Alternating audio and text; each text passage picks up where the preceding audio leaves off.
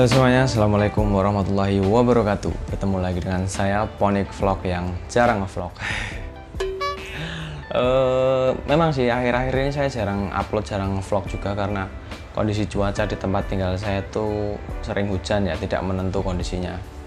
Dan alasan lainnya karena kondisi motor saya tuh sedang trouble ya, sedikit ada kendala, yaitu olinya rembes di bagian cover head sih, lewat baut cover head gitu. Nah kemarin tuh saya bongkar, jadi ternyata ada baut yang dol lah bagian cangkang noken asnya. Tapi bukan itu yang mau saya bahas kali ini.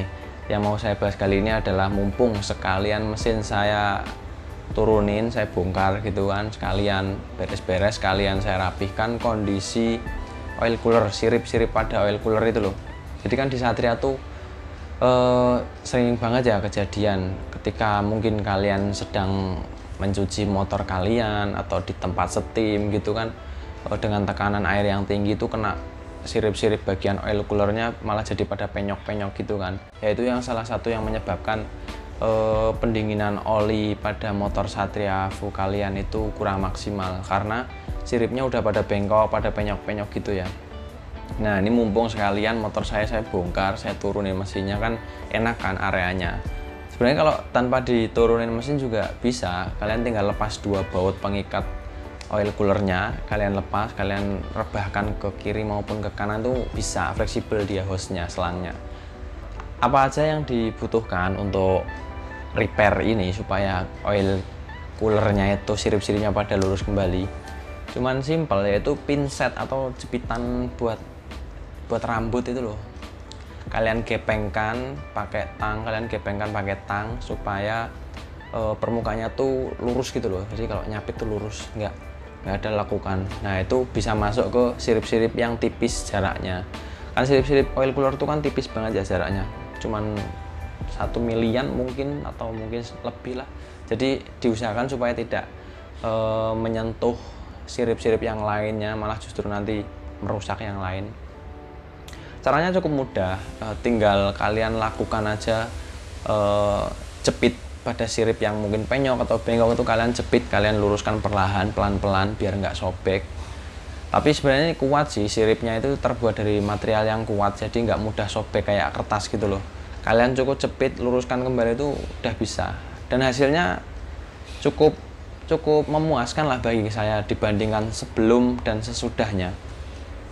Karena saya udah melakukan hal ini tuh hampir 3 kali di motor saya. Setelah saya luruskan ternyata kan, terus pas nyetim ya tahu sendirilah, mungkin kitanya nggak sengaja nyenggol atau tekanan airnya terlalu kuat sehingga mengakibatkan sirip tersebut penyok lagi gitu loh. Saya sering kok saya repair sendiri gitu.